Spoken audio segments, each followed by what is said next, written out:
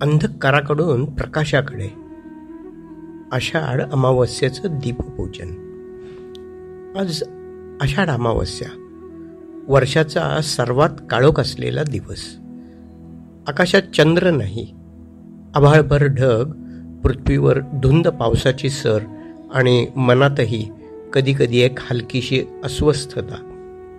या अशा अंधकारमय दिवसाला आपल्या पूर्वजांनी एक सुंदर अर्थ दिलाय, दीपपूजन. होय, आजच्या दिवशी आपण दिव्यांची पूजा करतो, जे रोज घरात तेलाचा दिवा लावतात, समई प्रज्वलित करतात. त्यांच्यासाठी हा दिवस म्हणजे त्या दिव्यांचं कृतज्ञतेनं पूजन करण्याचा दिवस.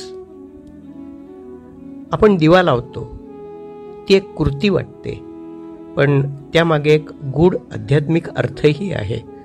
जसं अमावस्येच्या अंधकारात एक छोटासा दिवा लावला तरी त्याचा प्रकाश सर्वदूर पसरत असतो, तसंच आपल्या आयुष्यात ज्ञान, विवेक, प्रेम, श्रद्धा या गोष्टींचा दिवा पेटवला की जीवनातल्या कितीही अंधकाराला आपण हरवू शकतो.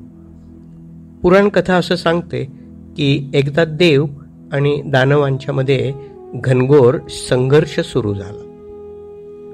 अमावस्येच्या रात्री दैत्यांची शक्ती प्रबळ झाली. देवतांनी त्यावर उपाय केला. तेव्हा त्यांनी प्रकाशाचं अस्त्र उचललं आणि ते म्हणजे दीप. प्रकाशाचा विजय झाला आणि अंधकार पळून गेला. तेव्हापासूनच अमावस्येच्या रात्री, विशेषतः आषाढ अमावस्येला, दीपपूजन करण्याची परंपरा सुरू झाली. आजही आपण जेव्हा घरात एक दिवा लावतो तेव्हा तो फक्त दिवा नसतो, तो आपल्या श्रद्धेचा, आपुलकीचा, आपल्यातील दिव्यत्वाचा परिचय असतो. या दिवशी आपण घरातील समया, दिवे, दिवट्या स्वच्छ करतो, त्यांना हळद कुंकू लावतो, फुलं वाहतो, एक छोटा नैवेद्यही अर्पण करतो आणि म्हणतो, दीप म्हणजे तूच देव, तूच ज्ञान, तूच मार्गदर्शक. आजच्या दिवशी एक क्षण थांबा आणि विचार करा, आपल्या आयुष्यात कोणता अंधकार आहे? भीती, चिंता, आत्मविश्वासाचा अभाव की आणखीन काही?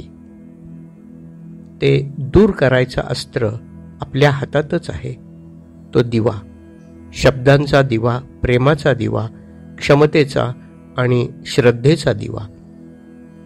कधी आई सकाळी देवापुढे दिवा लावते, कधी एखादी वृद्ध स्त्री पावसातही समई लावून दीपपूजा करते, कधी एखादा मुलगा मोबाईलचा टॉर्च लावतो कारण वीज गेली आहे. प्रत्येक दिवा आपलं काम करतच असतो, अंधकार दूर करणं. आज आपणही ठरवूया, मी माझ्या घरात, मनात आणि समाजात एक छोटासा दिवा पेटवेन, म्हणजे अंधकार कितीही गडद असला तरी प्रकाश आपोआपच पसरत जाईल. दीप लावा, दीप पूजन करा आणि दिव्य व्हा. हीच आषाढ अमावस्येची खरी शिकवण आहे. अभिवाचन अनिल खडके. Mobile number 9822004242.